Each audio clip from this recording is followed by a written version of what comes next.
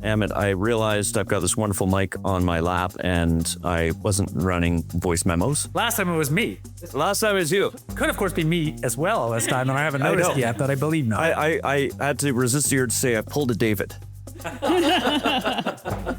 Go ahead yourself. Yeah. Hi, I'm Ed Whittingham, and you're listening to Energy versus Climate, the show where my co-host David Keith, Sara Hastings-Simon, and I argue in good faith about energy, climate, and the uncomfortable space where physics meets politics.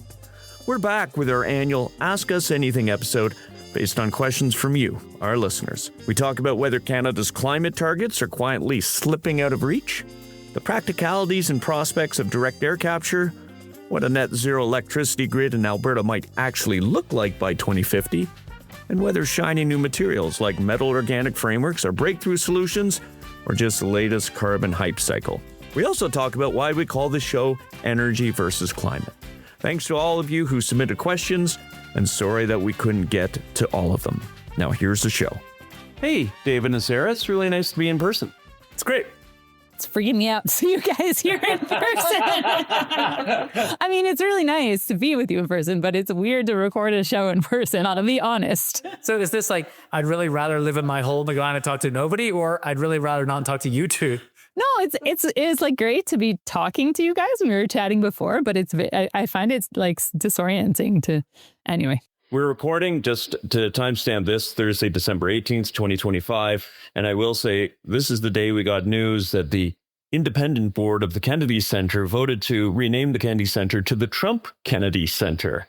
All the independents. Big shock. But actually, I am surprised. I thought they were going to name it something like His Greatest Genius, Trump, the Wonderful, the Tremendous, the Amazing Kennedy Center. Yeah, well, I'd say that board has all the independence of a North Korean election certification board.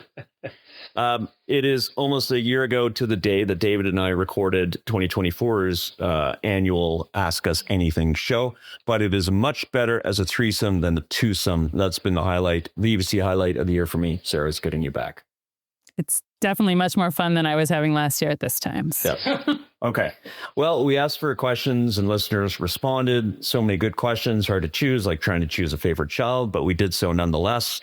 The first one, and I'll say throughout the show, if I butcher last names, pronunciations, forgive me, Robert Thiessen, and he asks, will the minimum industrial carbon price for carbon in the Alberta, Canada MOU, which, side note, we did a whole show on, still make it possible for Canada to achieve its carbon emission targets, or is all hope lost?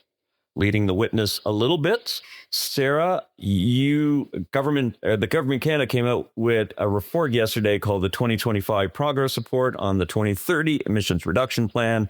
You looked at it. What do you have to say? Not great news, maybe unsurprising. So interestingly, it came out with very little fanfare, or I missed it completely, but this is a progress report. That's the second progress report that the Government of Canada is publishing under its Canadian Net Zero Emissions Accountability Act. So this is basically part of the 2030 emissions reduction plan. Was not only are we going to do all this stuff, we being Canada, but we're actually going to write these regular progress reports to say whether or not we've done them. And so the timing of this one is a little tricky in that obviously it was written and a lot of the analysis must have been done before the recent MOU, but of course it's come out since the MOU. But the high level is that the report is showing that the current policies will not deliver the results needed to achieve the 2030 or 2035 target. So surprise! Did you see that one coming? Yeah, what is it? And if we say that this is a report card, it's like does not meet expectations grade kind of thing. So emissions are coming down, but they're not coming down nearly fast enough, and there is a big gap to the 2030 target.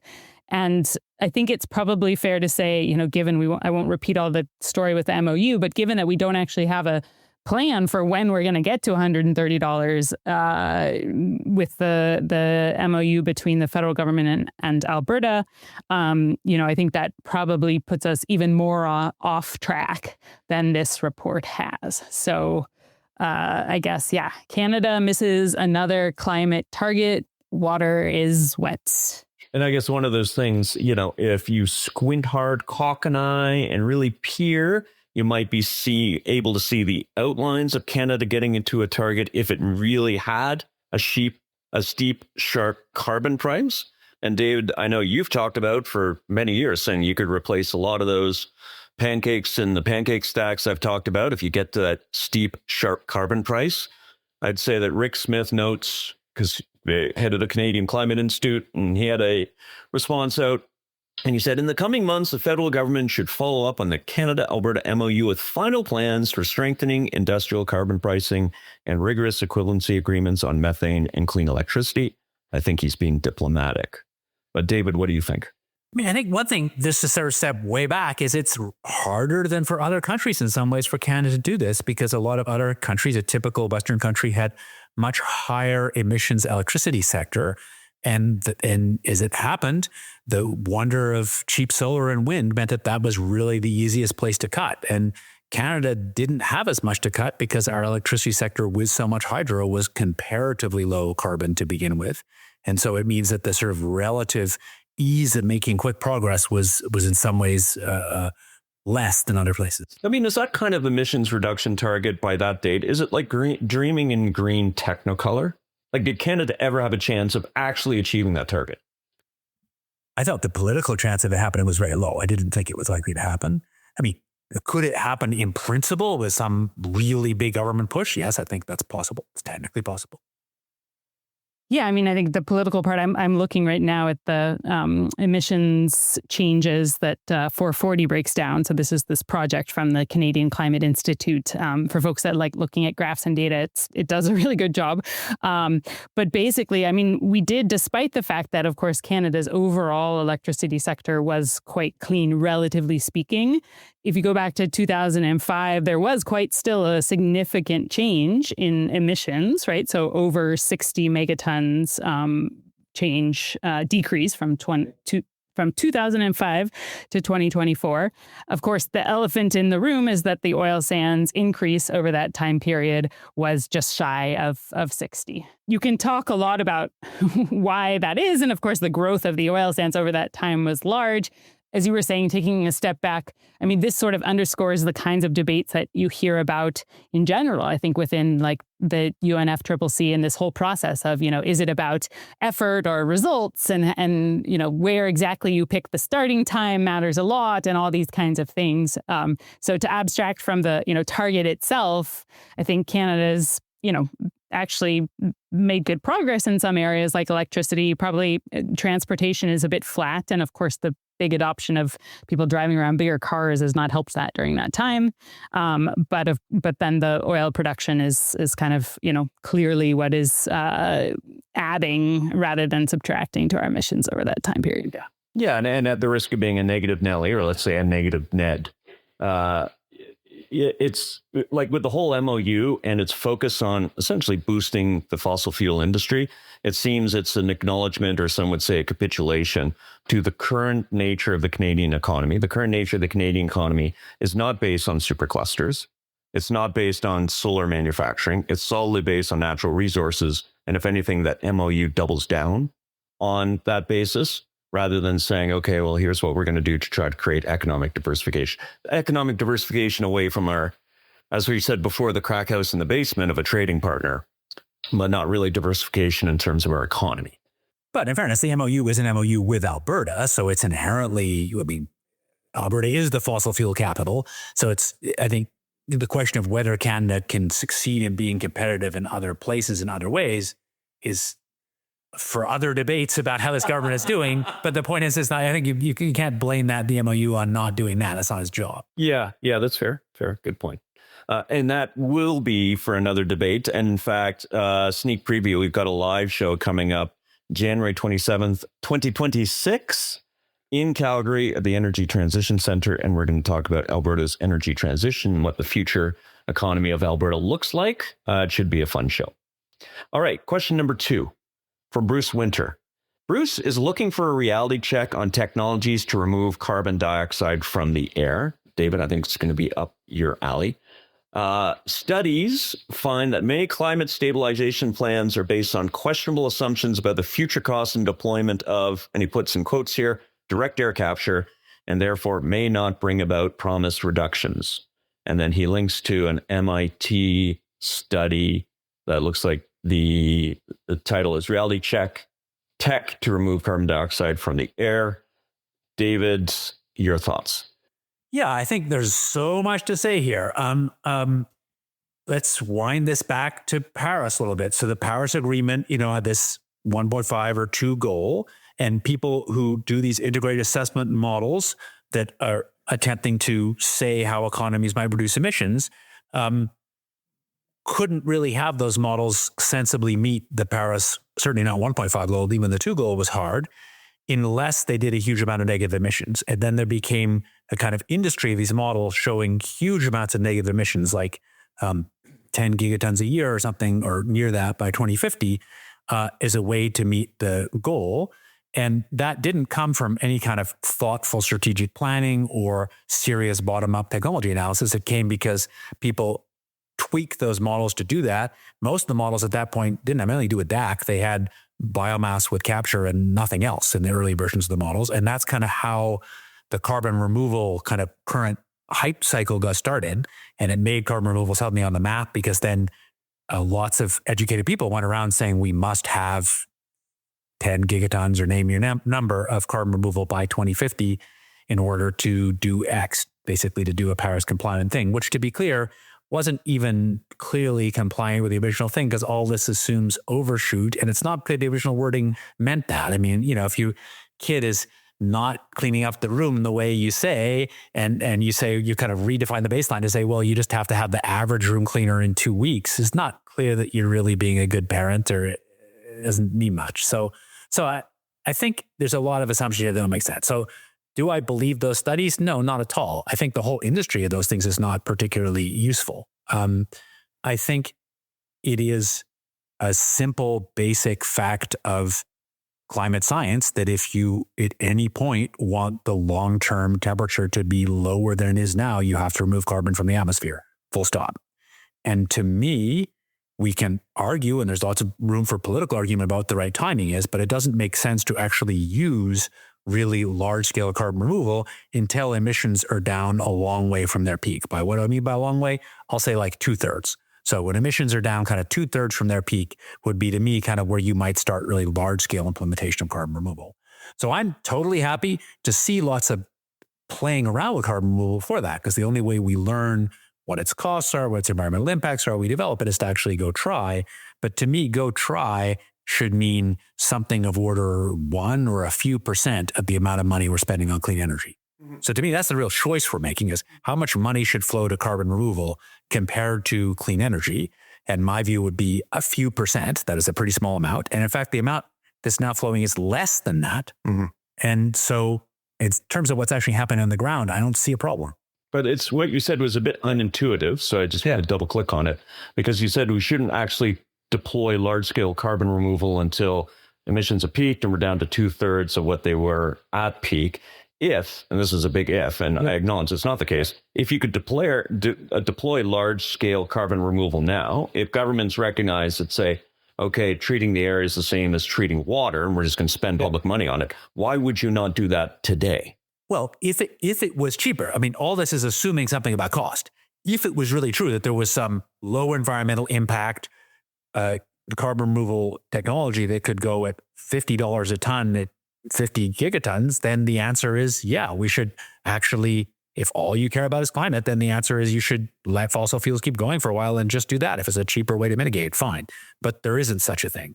So if, in fact, carbon removal is going to be over $100 a ton, and there are complicated set of environmental trade-offs, and we don't know exactly how quickly it will go, then I think the answer is why would we do it at scale now when we could just cut emissions at scale? If you sort of have a limited amount of money and attention and all these things, and it's not where it should go at the present time. And I take your point that that's not, when it comes to carbon removal, I think that isn't really the the risk that there isn't, that there's all this money flowing into it. And actually, to some extent, I don't know if it's like because of where we sit and how the discussion is, but I don't feel that I hear quite as much talk about carbon removal as kind of acting as a delay to doing other things as I do with CCS. One reason for that would be just to say, well, it's because, CCS is a little bit technologically closer than carbon removal. But I actually think, and I hadn't really thought this through before, so we'll see if I agree with what I say when I get to the end of it. But I think it has, because it is inherently not tied to a specific industry and a specific source of carbon, the kind of dynamics around it are still a little bit different, right? Like, whereas I do think that CCS, industrial CCS, and, I'll specifically point to the oil sands, has been used as a way to delay other action on emission reductions. This promise that, okay, we're going to have CCS, we're going to do that at some, future date. We promise we're getting there. And that kind of pushes that's used to push out arguments to do things specifically about the oil sands. I think that happens there's a risk of that happening some with direct removals, but it's a little bit lower because it's not so targeted at a specific industry. So it's kind of like I'm sure there are some people out there who are saying, well, we should just, we don't need to clean up the electricity grid or adopt EVs because we can do direct removal, but the argument doesn't hang quite as neatly. I don't know if you... I agree. There's something different about it. Maybe I'm going to circle back to some other part of the question. I think the prospects for removing carbon to me look better than they did a while ago. And I think it's very likely that there are going to be some technologies that really could be used at many gigatons a year with pretty low environmental impacts and costs that are $100 a ton-ish. I think that's a likely thing where I would most of all point to direct air capture or open ocean alkalinity or other alkalinity related things. And certainly I think BECCS is not so scalable. It's obviously doable. So I think there's enough of these things that are doable that I think it is a thing that we humans could do. And I really hope we will do, because I'd like to see not giant amounts of climate change thousands of years in the future. Yeah, and I've heard you say it before, it's one of two ways to actually cool the planet in our lifetimes, carbon removal. And just on a BECCS note, the federal government just announced its intention to develop a protocol, an offsets protocol for BECCS. The first one was DAC. DAC is often the OG in the CDR world. Next up is BECCS. To your point, why is carbon removal not on the receiving end to the same degree that CCUS is as a delay tactic? And I think it comes down to the oil and gas industry has not taken carbon removal like a bone and run with it. And when I watch Hockey Night in Canada on Saturday, I don't see advertisements. They're all electronic, CTI, but I don't see advertisements on the boards for carbon removal companies the way I see pathways. There is a better way. We're, removing emissions and all these things. There's just this constant bombardment. But maybe a question back to both of you, then we'll move on to the next question. So I attended a carbon removal conference in London in late October, and I saw Robert Hoagland speak there. He's the head of CDR FYI, and he rolled out some pretty sobering stats. And the stats being buyers have flatlined in the sector, investment is down. There's one buyer in particular, Microsoft and Bill Gates, that is sort of hoovering up everything. But the next buyer, Frontier, whom David and I know, is an order of magnitude less. And the next buyer after that is one order of magnitude less than that. And it looks like we've had this Cambrian explosion of carbon removal companies. In 2026, we're going to experience a die-off, I think. So to your point, David, about, we should be spending, let's say, 1% on it, and it needs to blossom later. As a government, what do you do if you're going to see this big die-off event? How much do you spend to keep the sector healthy? Well, I don't think the startups were particularly healthy. I think if you really wanted to do this, you do something pretty different. You need something that really sets some pretty clear goals, including environmental goals, and uses experts and obviously issues about conflicts of interest and how to manage it to make some real decisions about what things are likely to be scalable and only support those things that are scalable. Because what's happened is through this voluntary market, a whole bunch of stuff's been funded that is really unscalable. I don't think there's a generic CDO company. I think a lot of these things were totally well-intentioned, people working hard, but have essentially zero chance to be part of the big picture things that are likely to happen. And so I think it needs a shakeup, but it needs to be done differently. Yeah, and I think it's not just the technology, but also the kind of governance around it, right? So I know Dr. Emily Grubert has an interesting paper that kind of proposes what a good like public governance for this technology would look like. But I do think it's fundamentally challenging to imagine it happening at scale, not so much from the tech side, but just from the governance and who pays for it side, right? So it's sort of the flip side of what I was saying, where like CCS, at least in theory and principle, one would imagine you can tie to the emitters as the one who should be paying for the CCS. Of course, as we see happening in Canada, there's a lot of pushback against that, and those emitters want the federal government to pay for essentially all of it. But at least there's some sort of logic you can kind of hang your hat on. I think the real challenge to me when it comes to things like DAC or BECCS or others is you're basically just talking about a cost without much in the way of a useful product at the end, aside from the useful product of very useful in terms of cooling the world, but not useful in a local way. And so I guess I just find it very hard to wrap my head around the idea that we see the pushback that we're getting to climate, who's going to pay for it, and I particularly would push back this idea that Canada could be the place where all of the carbon direct removal happens, because in so much as, or where a lot of it happens, because in so much as governments actually around the world want to put money into doing direct removal, they're going to want to have at least some kind of local activity that goes along with it in many cases. Canada doesn't have the right circumstances. So for a bunch of these things, they're really energy intensive. And so then you want to be in really sunny places, not in Canada. Yeah. Or, and if you want, and for enhanced rock weathering, it's really about tropical soils in warm places, again, for a different reason. And even for BECCS, the productivity of forests isn't that high. Yeah. So I think I'm not arguing that it should be here, but I'm saying there are many people out there saying this could be Canada's big, industry. But the fact that people say that shows how completely disconnected from reality people are. I mean, because it's just laughable. I think nobody who actually knows anything presumably is saying that. Like, that's not. I'll let you take that up with them, but my concern is even. Well, again, there's the technological concern, but I think there's also the sort of global governance, the way that you think of this. If you think that all the governments in the world are going to put money into some other country to do removal, to me, it's clear that as much as is technically and kind of having the right conditions possible, you're going to want it to happen in your own country if you're paying for it. You're not going to want to send your money overseas. But are you saying you don't believe in Article 6? You don't believe in any kind of international transactions around carbon credits? Because the first carbon removal transaction has happened with Switzerland and I think Norway. I know that Climb-Fi was the one that... Yeah, I don't believe it at scale, right? I just don't believe, living now through what's happened in Canada and the complete unwillingness of the Canadian government to actually force the oil and gas sector to spend real money on, doing CCS or something like that, the political impossibility of that. I think when push comes to shove, occasionally you have countries that are willing to go out a little bit ahead and spend some money, like Germany with the solar panels, but it always has also some kind of self-serving manufacturing thing. I'm going to push back a little bit.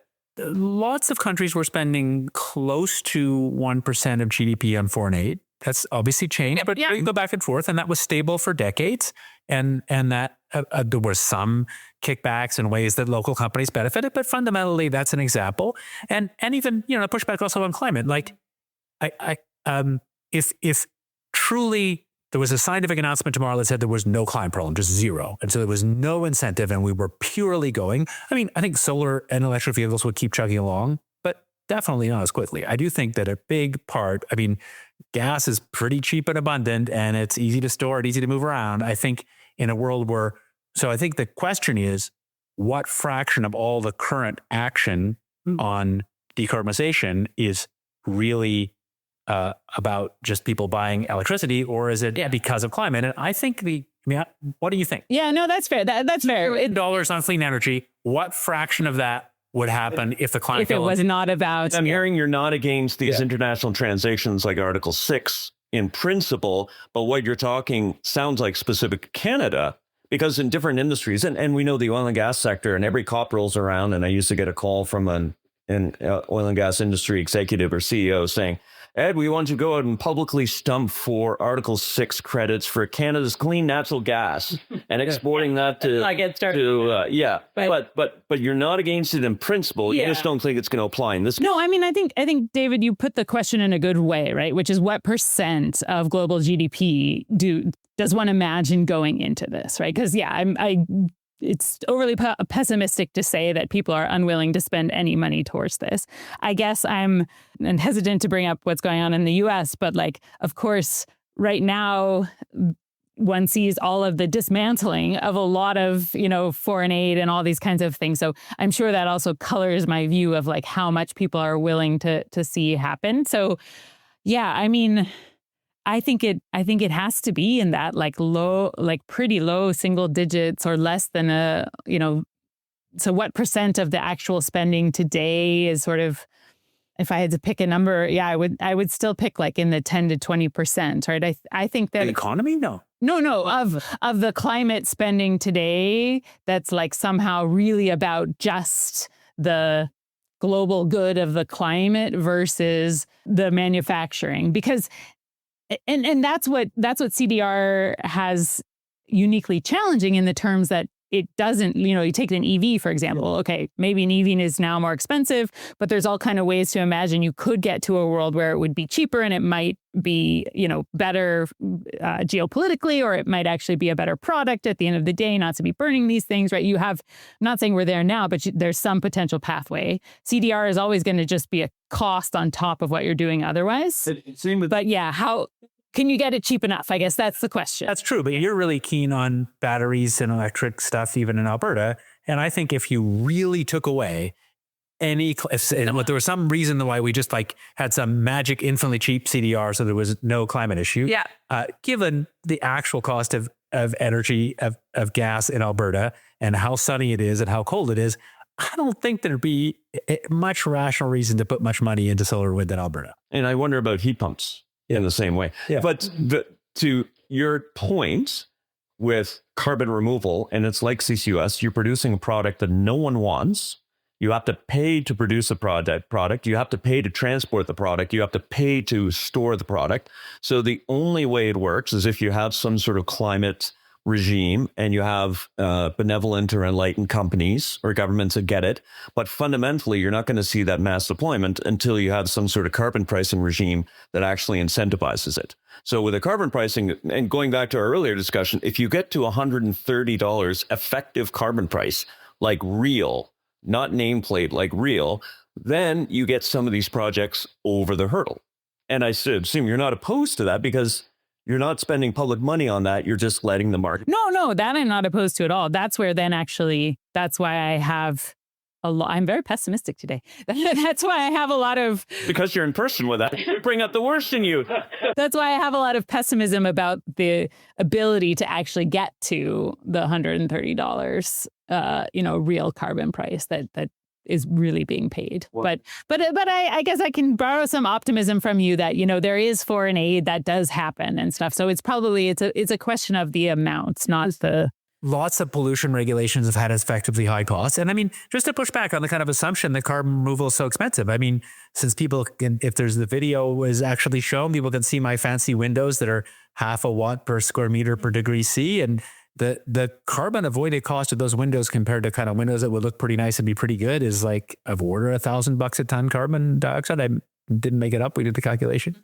And I have an electric vehicle I'm really happy with, but I think that's many hundreds of dollars a ton today for real. And I think if you can really so one answer would be if you could really remove carbon today at really large scale with low environmental impact for say 200, why are you just doing that? Yeah, no, that's true. That's probably goes back to a bigger conversation of, we should also all be paying more taxes and, doing more social good things collectively via the government. And even at today's high prices, there's data suggests if you care about the aviation industry, and my beef is not about emissions from the aviation industry, my beef is too few people care about it, then insurance, and instead of changing our fuel infrastructure or sustainable aviation fuel, it is actually cheaper to supply carbon removal. I think the big question is what the actual costs are. So right now there aren't things that are low environmental impact, certainly work, and are even under 200, not as of today. But I think it's quite plausible there will be, even likely. Yeah. No, and I should say, I mean, despite all the skepticism, I actually am doing research on how to do cost reductions and carbon removal too. So, More to come. We kind of actually rerun the show. We actually did a full show on carbon removal. It was a live show, but it's good to pair up some of these things. Okay, I'm going to skip. I'm going to go actually to the Metal Organic Frameworks question. So this is from Aviv Fried. Hi, EvC. I recently came across an article about the winners of the 2025 Nobel Prize in Chemistry, and was really intrigued to learn about metal organic frameworks, or MOFs. Seems like this could be a fantastic option for carbon capture and removal, and I was surprised I hadn't heard about it before. Have you talked about it in your podcast? Answer is no. I assume David will have a lot of insight about this, and Aviv links to a short article that we will put in our show notes. I'll keep it quick. So these are extremely fancy, special, weird compounds that have kind of are very porous and can be chemically selective. And they produced a whole lot of exciting chemistry that gets published in Science and Nature and wins Nobel Prizes. They're very little used in the real world now. People have been talking about them for carbon removal for more than a decade, I think closer to 15 years. And I think it's very unlikely they'll be useful, or at least not for a very long time. And I think one way to think about it is you think about kind of the way industry works. Things start with niches where very high purity specialized is worth paying a lot of money for. So for drug purification or specialty chemical processes where you need to purify something really well, something you're paying thousands of dollars a ton for $100 a kilo for. And large scale carbon removal or carbon capture is very much a commodity process on dirty streams. And I think it's going to be a very long time until something like MOFs are useful, if ever. Don't give up on ever, though, right? Like when was the Nobel Prize on the photoelectric effect? Early 1900s, yeah. Well said. Technological improvements will keep happening. No, that's totally fair. Agreed. I think it's a nice example of that, right? Yeah, there's a set of other things, but I think that's the point: is that the adoption curves will find the really high value niches first, and when people used to keep coming to us, say, carbon engineering, say, this MOFs will work great for direct air capture. My answer is like, when it's working really great for some much easier application, which is where people will pay 100 times X, then I'll start to get interested. It's not even there yet. Yeah. Okay. This question is from Peter Alexander, and Sara will give you first crack at it. Assuming a government in Alberta is motivated to achieve a net zero target, what do you think the electrical grid might look like by 2050? And that's relative share of wind, solar, batteries, hydro, geothermal, biomass, renewable gas, nuclear. Yeah. So in Alberta, the biggest challenge to getting to very, very high levels, over 80% renewables, is the fact that we're so far north. And so basically solar, which, works really well, has a lot of seasonality here. So there are many months where the sun doesn't shine for very much of the day. And when it is shining, it's shining at a strong angle. So it's not bringing as much energy to Earth. And so that doesn't mean, by the way, that I think solar is not useful in Alberta. It's good as a mix. But my answer to, how do we get to decarbonized grid, I think it has to start from that point, because in a lot of other parts of the world, I think the answer would be you have a lot of solar, a lot of batteries, and some other stuff. And I think it looks slightly different here in Alberta. You still have, a fair amount of solar that gets used at certain times. You have a lot of wind. You have certainly some batteries that are doing kind of day to day or maybe even week to week.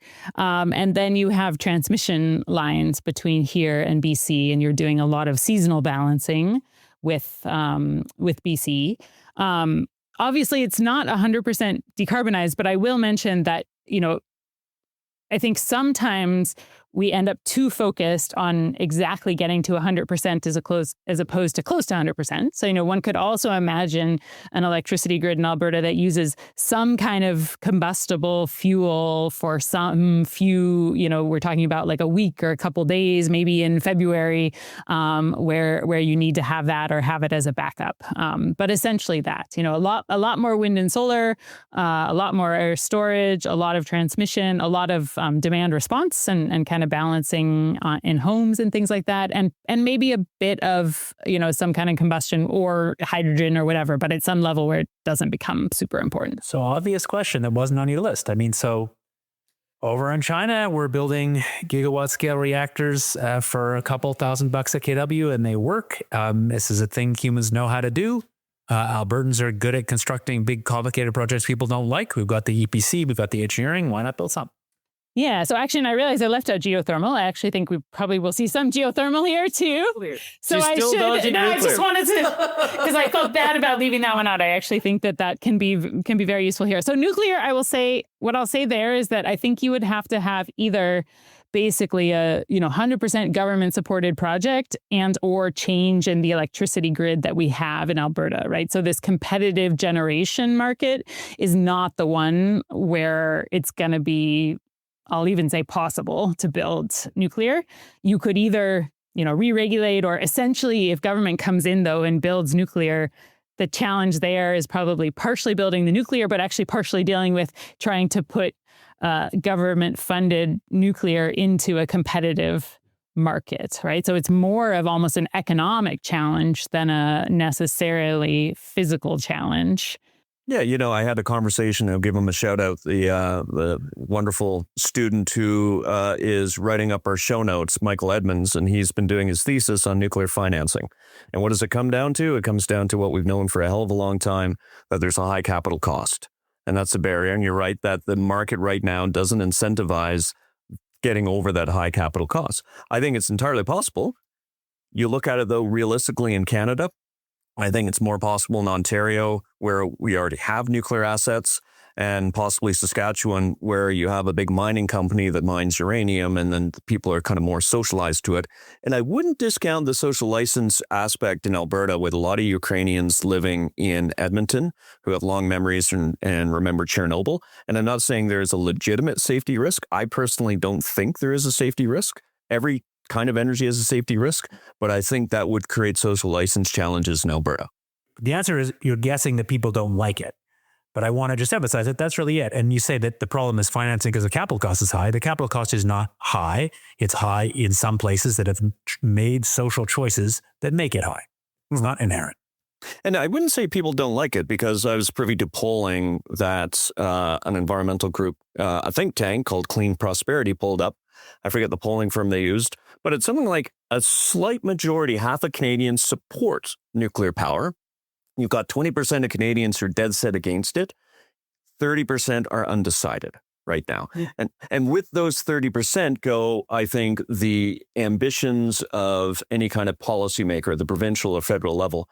But in terms of bright spots, like if you care about nuclear and you think it should be part of the Canadian energy mix, you've seen a lot of bright spots recently, including its explicit reference in this MOU, consultation happening. There's a reference to it in the new Clean BC draft. So there are these indicators saying, hey, we might need to rethink our hesitance around it. Yeah, I mean, you can argue lots of ways, but I just want to sort of point out that the thing, I think it's actually quite unlikely to happen.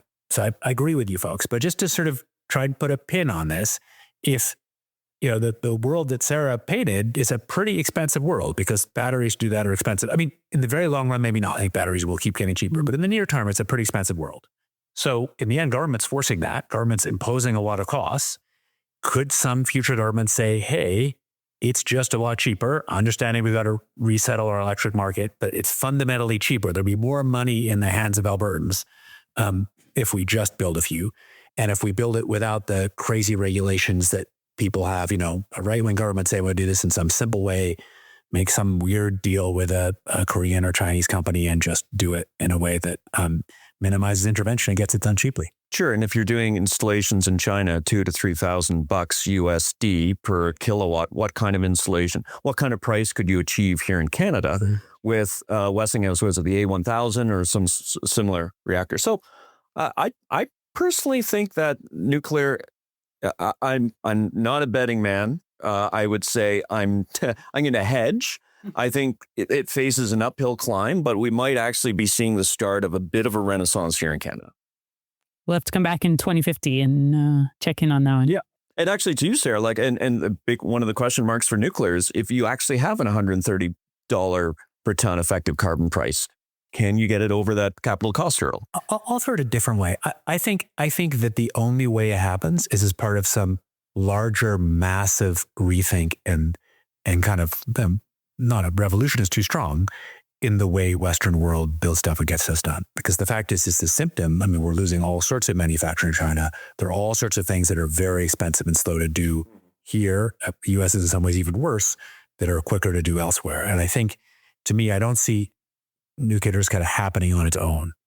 But I think it's got to be part of something that really radically reshapes the way we permit and build things to make it cheaper. And I will say the guy at the top, Mark Carney, it seems like a defining characteristic of his prime ministership so far is he gets that.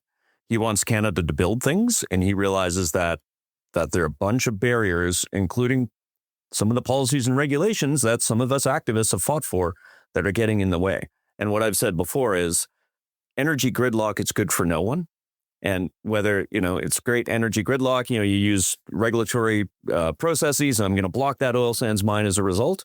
But those exact same processes can be used to block the wind farms that you enviro types want.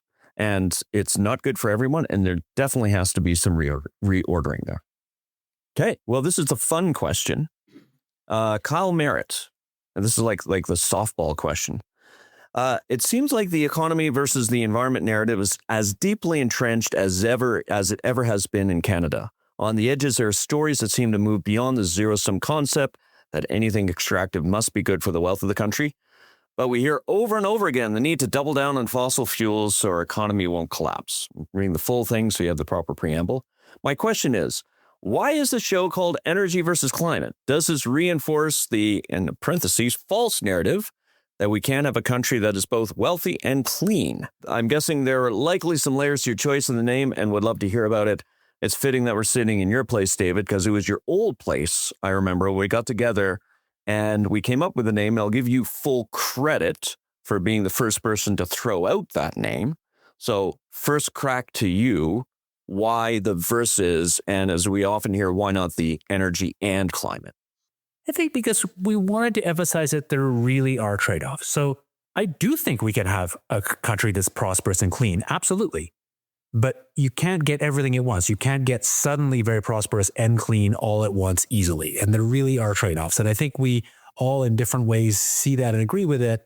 And we wanted to kind of have the name poke holes in this kind of easy assumption that is some triple bottom line can make this all go away. I think the answer is getting these things really does require some choices. And those choices involve tensions. And that doesn't mean we can't get, well, I'm repeating myself, we absolutely can have a clean and prosperous economy, but you can't do all of that quickly without losing something. You have to think. Yeah, I think it's interesting how people have reacted to the name, actually, right? Because I often, when people are saying why energy versus climate, it almost to me sounds like they're thinking of the name as like economy versus climate, or prosperous country versus climate, which, as you said, is not it. But I think to me it was this idea that, like, yeah, as you said, there tend to be a lot of talk of like, oh, we can have like this totally decarbonized, Canada, and also lots of, energy production in the form of oil. And like, that is just, to me, nonsensical, right? Both in terms of being able to do that, but also like, if we're fully decarbonized, who's using this oil elsewhere? And, are they not also decarbonized too? So I think it was, as you said, exactly to kind of get at that tension and the idea that I think to me that like climate, both because of the need to respond to climate, but also because of the changing climate, is going to shape our energy systems, right? And so it's sort of like those two things are come together. Climate is, whether we want to believe it or not, is real and is changing. And that meeting our energy systems is resulting in pretty dramatic changes to our energy systems. And so I think that, to me, is what we're talking about. Not like, oh, we're choosing between having energy or climate, but rather that when those two forces meet lots of interesting things happen that we talk about. And I'm glad you said we didn't name it, and I wouldn't want to name it economy versus climate. Yeah. As the point, in the most basic sense, I mean, roughly 80% of the world's energy comes from fossil fuels, and fossil fuels are the cause of climate. So it's some basic thing. It's just descriptive. It is kind of energy. It's existing energy versus climate. Yeah.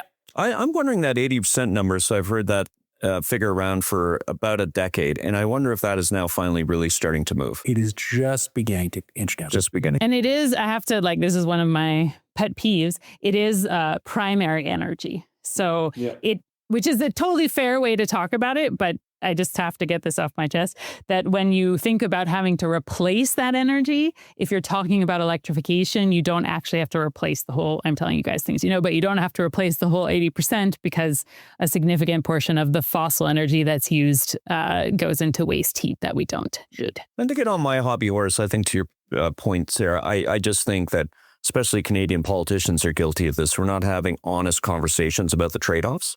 And for me, it's all about the trade-offs. An acknowledgement of the trade-offs. You can't have your cake and eat it too. You can't build out this big, robust, exporting oil and gas sector and achieve these ridiculously difficult emissions reduction targets.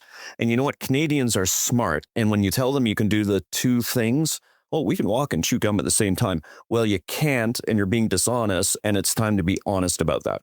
And one thing I'll say about EVC, or energy versus climate, in the early days, I used to, people without naming names who I would think would be fine with the name and say, love the show, hate the name.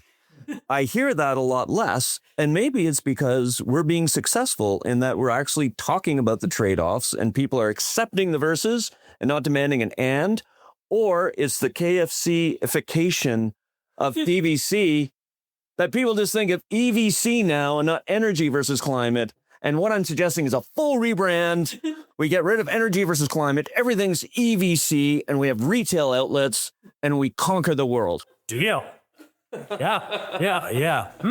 Is there fried chicken involved somewhere? Definitely fried chicken involved. There's honest conversation about the tough trade-offs between energy and climate and fried chicken. But could it be echinacea versus cod? It can be. Thanks for listening to Energy versus Climate.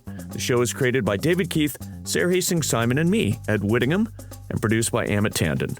Our title and show music is The Wind-Up by Brian Lips. This season of Energy versus Climate is produced with support from the North Family Foundation, the Conscon Foundation, the Trottier Family Foundation, and you, our generous listeners. Sign up for updates and exclusive webinar access at energyversusclimate.com and review and rate us on your favorite podcast platform. This helps new listeners to find the show. If you enjoyed this episode, check out the Ask Us Anything show from 2024 by going to Season 6, Episode 6. We'll be back in January with both a live webinar and a live in-person show. The webinar is on January 14th, when we'll talk all things aviation with special guest Sebastian Eastham of Imperial College in the UK. Then on January 27th, we're live and in person at the Energy Transition Centre in Calgary, Alberta, to talk about, you guessed it, Alberta's energy transition. Thanks to Avatar Innovations for graciously hosting us once again, and keep an eye out for emails about both shows. Until then, take care, and we'll see you in the new year.